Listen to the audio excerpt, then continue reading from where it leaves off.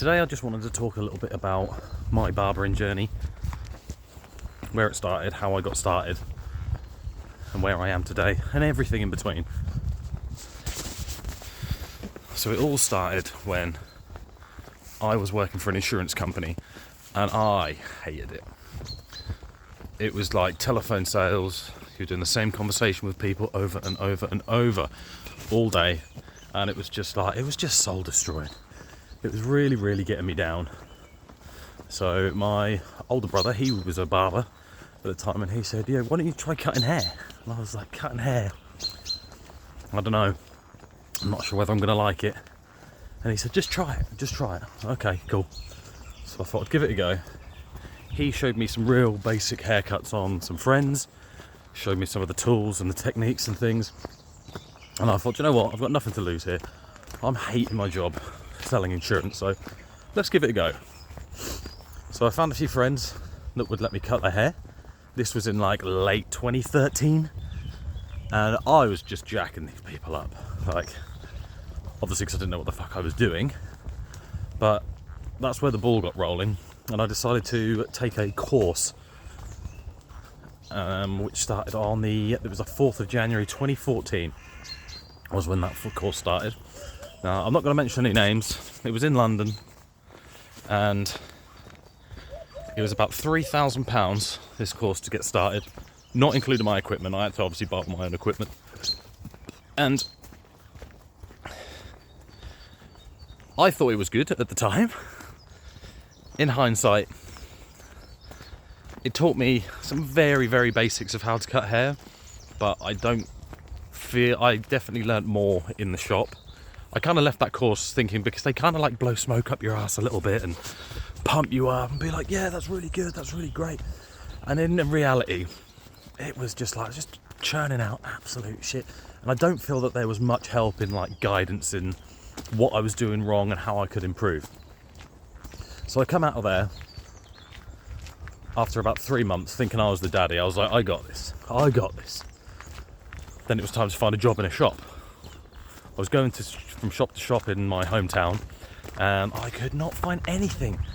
People wanted experience, but people wouldn't give me the experience.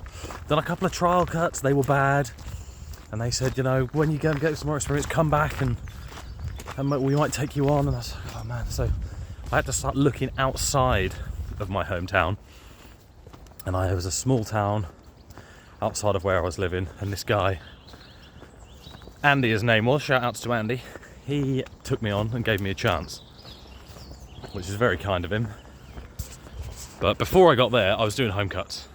So this whole time I was looking for a job, I was just like putting stuff up on Facebook, I was getting friends in, and I was just doing it for free. And the only thing that I asked was that they put something up on Facebook to say that I was giving out free haircuts, just to try and keep my hand in it, keep practicing and keep honing my skills. But anyway, I got in this shop in this small town outside of my hometown. It was £6 for a haircut. It was a proper chop shop, and I mean, you were getting a £6 haircut out of that place. I've never seen anyone cut hair as fast as the two boys that I was working next to in there. Like, he would sit them down for the consultation and be like, yo, so what do you want? I want like a 2 on the sides. And by the time they've said like the 2 on the sides, bang, that guard's on the clipper, boom, he's going around the sides, smashing it off. And they're kind of then telling him like what he wants on the top while he's like cutting the sides. It was wild, but that was kind of the whole business model. But so it was a good place to start, because for £6, people didn't really mind that they were getting a bit of a dodgy haircut, because it's £6. So that was a great place to get some experience. And I got looked after pay-wise as well, quite well in hindsight, because it was £6 for a haircut. People were often giving you £10 and saying, keep the change. So tips were really good.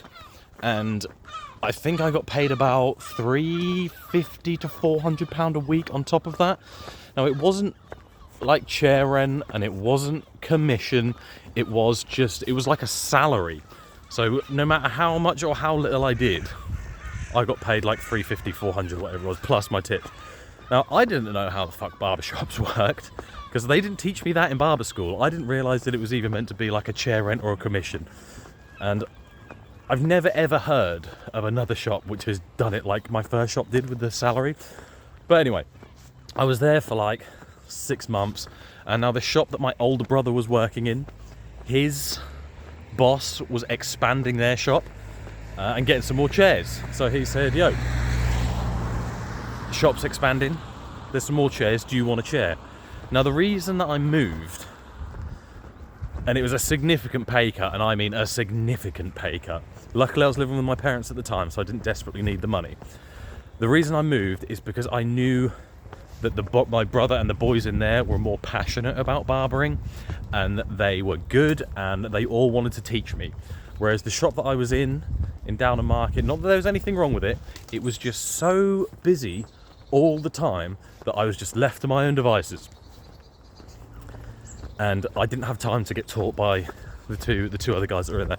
So took the pay cut, I moved over to this other shop, and again, I was not great. I was slowly getting better. I was kind of taking photos of my work as I went, like slowly improving. And when I got in to that shop in my hometown, that's when I really felt like I started improving. So yeah, my fades were getting better. My scissor work was getting, just all round I felt like I was going up and up, like, yeah, just really elevating myself.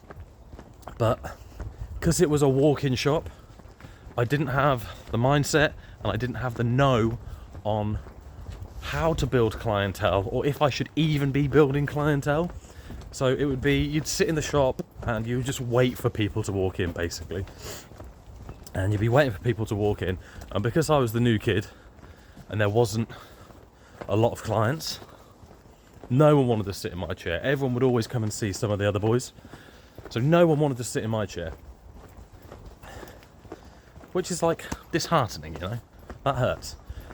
And I remember always thinking, man, I can't wait until someone comes in and goes, I want to sit in Elliot's chair. And it happened, it did happen. But, you know, it was like days were slow, and like on the slow days I would go out of the shop and I would go and buy food, I would go and buy clothes, and like some days I'd be leaving the shop with negative money. I'd sometimes take home like 20 quid, and I've gone out and bought a pair of shoes which are like 50, 60 quid, and then I brought like, I don't know, a Subway or something as well. So yeah, I'm leaving the shop like minus money. And it sucked, but I was learning. I wasn't really sure where I wanted to go. At that point I thought about quitting barbering. At this point I'm probably like 2-3 years in, and I was just like, man, if this is the kind of money that like I'm gonna be making as a barber, like I was taking home 250, 300 a week tops, and I thought that was it. I thought this was kind of like I was about to hit a ceiling. And then personal things happened in my life. I ended up splitting with an ex-girlfriend of mine, and I decided that I'm going to make a move. I'm going to move to the city where I live now, which is closer to my hometown. And I was like, God, I'm going to do it. And I'd always seen this one shop kind of like floating around online and on Instagram in Norwich. And I thought, I'm going to shoot my shot. I'm going to see if I can get in there. So I emailed the guy. He invited me in for an interview. I came down on the bus, had all my stuff with me, and my interview was at like 2, I think it was. So I spent the rest of the day, I got into the city at about like 10 o'clock in the morning. I spent the rest of the day walking around all of the other barbershops being like, yo, you got a job? Have you got a job? And I got 2 or 3 offers, but this one place was where I really wanted to work. And I went in, had the interview, done my trial cut and all that, and it was good. I kind of felt that there was still lots of room for improvement in my cuts, but it was at a level where I could kind of hold my own, and my fades were down, my beard work was down, my scissor works was getting much better, and yeah, I got the job. So I moved here to Norwich and started working there. Now these guys were running by appointments. I'd never run by appointments before. That was quite overwhelming to start with. You kind of, trying to like time keep. Like I didn't have a watch on, so I'm getting my phone out, like checking the time, making sure I'm not like running over. I got to grips with the appointments eventually, and they were charging £23 for a haircut at the time. So I'd gone from £6 at my first place to £10 to then £23. So it was a big jump. And this was a commission shop as well, and it was 60-40 split. So it was, the shop I was working in my hometown was 50-50, so it was better commission, it was better price per haircut as well. And I remember taking that first payment at £23. I cut this guy's hair, and I don't know, I almost felt like that I was robbing the guy. I almost couldn't believe that people were paying that price for a haircut. But like, this shop was like, it was nice, it was decked out nice. It was like, you know, teas, coffees, like all the complimentary stuff. Like, we're all in like waistcoats and stuff, and it was nice. It was nice. But yeah, people were paying £23 a cut, and I couldn't quite believe it. But we kept going, we kept going. I was there for a couple of years. I think they had a price increase. I didn't really like very much how the guy was treating the barbers and running the place. So I decided to leave, and I left and went to the shop that I am at now, Courage Noble. I've been there for about 5 years, and this is when I really started to find my stride. I felt like the owner, he was investing in us, so he paid for Charlie Cullen to come. I don't know if you know who Charlie Cullen is. He does like long to medium kind of men's hair. He came and done a course, so he was investing back into us. And I thought, you know, like, this guy cares. Like, he cares about us. He cares about the shop. Whereas, like, not all of them, but some of the previous owners I'd seen and worked with, kind of were just there to make some money, you know. The boys were all good. There was a good vibe going on. And still running by appointments at this time. We were up to £28 a haircut. I think it's one of the highest price points in the city. And this is when my clients really started building. We had a sweet spot. We were on like a road which had some, like, just a little bit outside the city centre. There's some really good footfall traffic coming through there. I was sort of getting to grips a bit more with like Instagram and kind of marketing myself, and yeah, just talking to people. I'm putting myself out there a bit more. And this is kind of the point when I started to realise, like, it's not just about cutting hair. It's not just about cutting hair. There's so much more to it. There's the etiquette. There's the customer service. There's the marketing of yourself. There's the building personal relationships with your clientele. There's the learning how to do a consultation properly. There was so much more to barbering that I didn't realise until I got about 6 years in. I was 6 years in before I started realising this stuff. And this is the kind of things that they don't teach you at barber school. They teach you how to cut the hair, but they don't teach you client building, personal relationships, and all the rest of it. So this is kind of why I've started the channel. This is what I want to get out to you guys.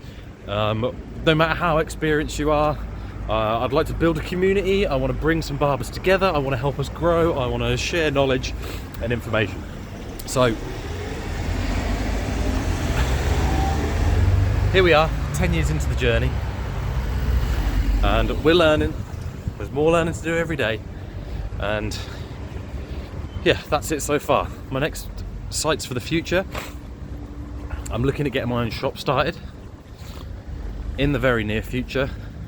I feel I'm 10 years in. I've seen lots of different models of how barbershops are run, how they should be run, how they shouldn't be run. I've got a good idea of what I want to do. I've got a good idea of the barbers and the people that I want to come and attract to my shop. I've got a decent clientele built up, so the next thing, we're going to open up a shop and we're going to grow together. So that's about it for today. If you've enjoyed the video, make sure you hit the like button down here somewhere. Leave a comment telling me about your barber journey, any knowledge that you want to share. Make sure you subscribe to the channel as well, because we've got more on the way. And yeah, have a great day, guys, and we'll see you in the next video.